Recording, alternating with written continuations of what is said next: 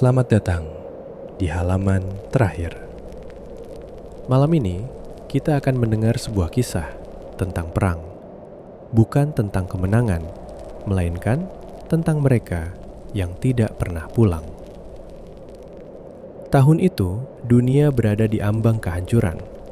Langit dipenuhi asap, tanah dipenuhi luka, dan di sebuah garis depan, seorang pemuda bernama Adrian berdiri dengan senapan di tangannya. Usianya belum genap 20 tahun, namun matanya sudah melihat terlalu banyak. Ledakan terdengar di kejauhan. Tanah bergetar. Rekan di sampingnya berteriak, "Berlindung!" Adrian menjatuhkan diri ke dalam parit. Napasnya cepat, tangannya gemetar. Ini bukan pertama kalinya, namun rasa takut itu tidak pernah hilang. Di sela-sela dentuman, ia mengeluarkan sesuatu dari sakunya. Sebuah surat kecil, sudah kusut, namun masih ia simpan. Ia membukanya perlahan. Untuk Adrian. Tulisan itu adalah milik ibunya. Jika kamu membaca ini, berarti kamu sedang jauh dari rumah. Jangan takut, ibu selalu mendoakanmu. Air mata jatuh di tengah suara perang. Ia menutup surat itu dan menyimpannya kembali. "Adrian, kita harus maju!" teriak komandannya. Ia mengangguk. Tidak ada waktu untuk ragu. Mereka keluar dari parit, berlari di tengah hujan peluru. Satu persatu, rekan di sampingnya jatuh. Namun mereka terus maju. Karena tidak ada pilihan lain, Adrian menembak. Namun matanya tidak lagi melihat musuh. Ia hanya melihat manusia lain yang juga ketakutan. Di kejauhan, ia melihat seorang tentara musuh yang juga ragu. Mata mereka bertemu, dan untuk sesaat, waktu terasa berhenti. Tidak ada kebencian, hanya ketakutan.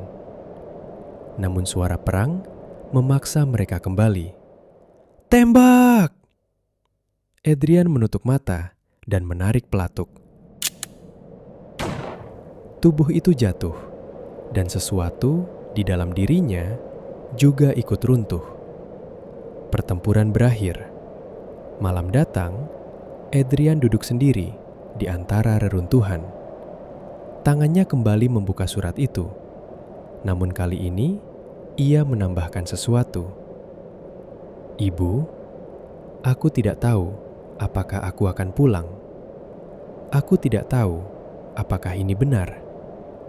Tapi jika aku tidak kembali, tolong ingat aku bukan sebagai tentara, tapi sebagai anakmu." Tangannya gemetar. Ia melipat surat itu, namun sebelum sempat menyimpannya, sebuah ledakan besar terjadi. Cahaya putih menelan segalanya, dan dunia menjadi sunyi. Beberapa hari kemudian, seorang petugas menemukan surat itu di antara puing-puing dan mengirimkannya ke alamat yang tertulis. Di sebuah rumah kecil, seorang ibu membuka surat itu. Tangannya gemetar, air matanya jatuh. Namun ia tersenyum, karena akhirnya ia tahu bahwa anaknya tidak pernah benar-benar hilang selama ia masih diingat.